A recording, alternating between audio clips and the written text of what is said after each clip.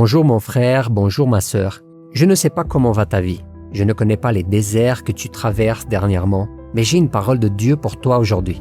Mes frères et mes sœurs, vous qui avez été confrontés à une crise conjugale, à d'incomptables factures à payer, à tant de dettes, à tant de problèmes non résolus, que bien souvent vous vous désespérez. Le sentiment de tristesse et d'angoisse ne semble jamais s'estomper. Je veux donc lire avec vous ce qui est écrit dans le chapitre 4 du livre de Job. Tu as donné de nombreux avertissements, tu as fortifié les bras qui se baissaient, tes paroles ont relevé ceux qui trébuchaient, tu as affermi les genoux qui pliaient. Et maintenant qu'il s'agit de toi, tu es abattu.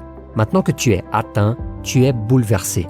Alors que Job traversait la pire période de sa vie, il a entendu ces mots de son ami Éliphaz.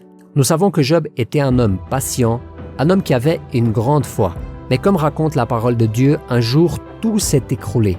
Job a perdu ses enfants, il a perdu ses biens, il a perdu sa santé, et le diable essayait maintenant de briser sa foi, même après avoir fait l'une des plus belles déclarations de la Bible quand il a dit que l'Éternel a donné et l'Éternel a repris, que le nom de l'Éternel soit béni. Même après cette déclaration si profonde, il n'était plus capable de se tenir dans la foi. Et peut-être que vous êtes comme ça. Pendant longtemps, vous avez tenu bon. Vous avez continué à chercher le Seigneur, à prier, à aller à l'église, mais aujourd'hui, vous n'avez plus la force de continuer à vous tenir debout. Aujourd'hui, vous ne parlez plus de Dieu parce que vous pensez « Qui suis-je pour vouloir aider quelqu'un?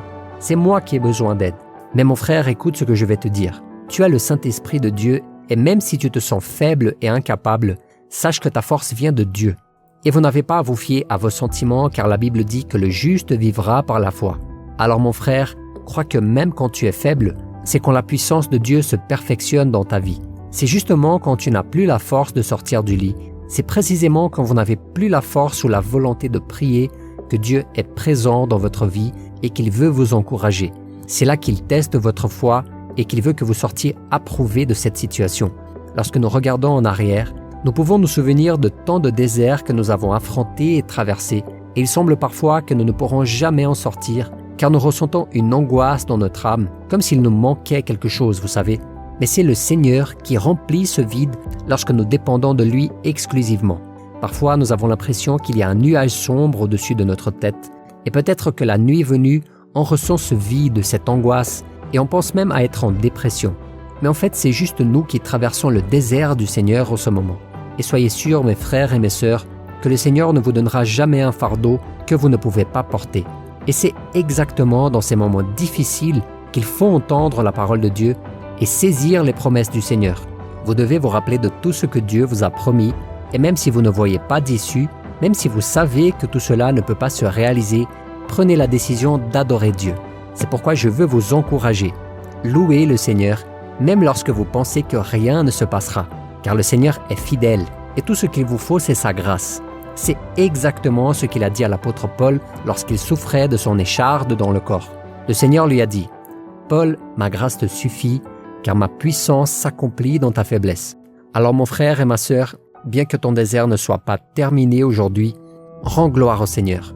Le Seigneur va être le centre de votre vie, et c'est exactement dans ces vallées que vous traversez qu'il enlève de votre cœur tout ce qui ne vient pas de lui. Tous vos faux dieux, toute votre confiance en autre chose que lui. Ainsi mon frère, ne vous fiez pas aux hommes, ne mettez pas votre attente sur ceux qui ne peuvent pas répondre à vos prières. Je veux vous lire un passage qui se trouve dans le chapitre 50 d'Ésaïe. « Qui parmi vous craint l'Éternel et écoute son serviteur? Si quelqu'un marche dans l'obscurité et manque de lumière, qu'il place sa confiance dans le nom de l'Éternel et s'appuie sur son Dieu. » Et c'est ce que je veux vous dire, mon frère et ma sœur.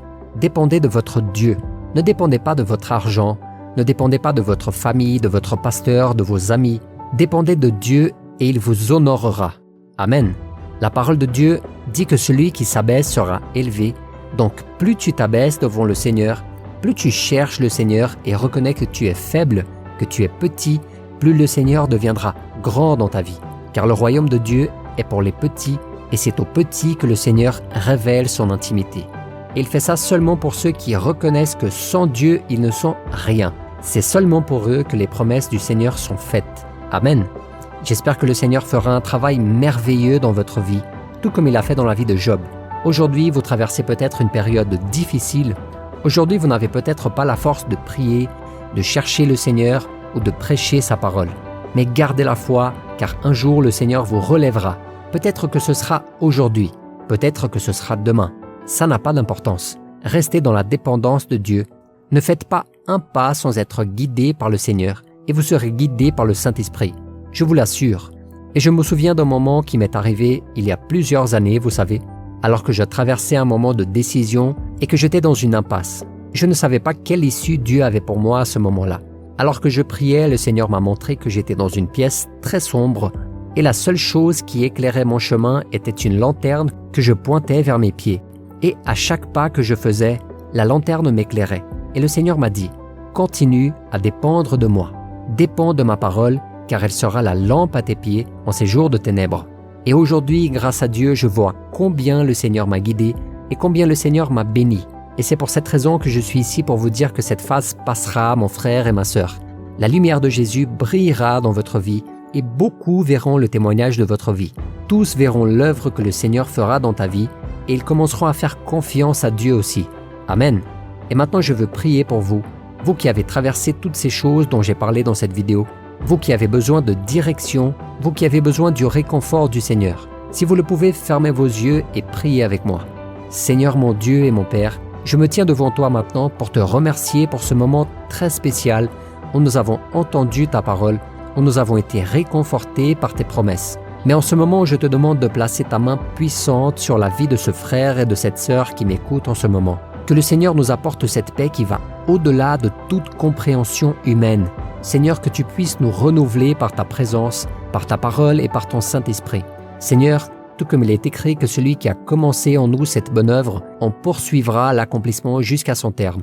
Mon Père, comme il est écrit dans le psaume 40, que plusieurs le verront et auront de la crainte et se confieront en l'Éternel. Que notre vie soit un témoignage de puissance, de restauration et surtout un témoignage de ta fidélité. Et que beaucoup de gens le voient et qu'ils le voient, qu'ils vous craignent et qu'ils vous fassent confiance grâce au travail que vous faites et que vous ferez dans nos vies. Au nom de Jésus, je te demande de réconforter nos cœurs, d'apporter la paix et le repos même face à la tribulation. Seigneur, ta parole dit que la joie de l'Éternel est notre force, et puisses-tu renouveler notre joie en ce moment. Que la joie du salut fasse partie de notre vie quotidienne et que l'espoir, la foi et l'amour soient au-dessus de tous nos problèmes et de tous nos soucis. Au nom de Jésus, mon Père, je prophétise la victoire, la guérison, le miracle et la délivrance sur la vie de mes frères et de mes sœurs. Je crois que ce désert passera et que tes promesses apporteront la joie et la paix dont nous avons si désespérément besoin en ce moment. Au nom de Jésus, mon Dieu, je te demande, prends soin de tes enfants aujourd'hui et toujours. Amen.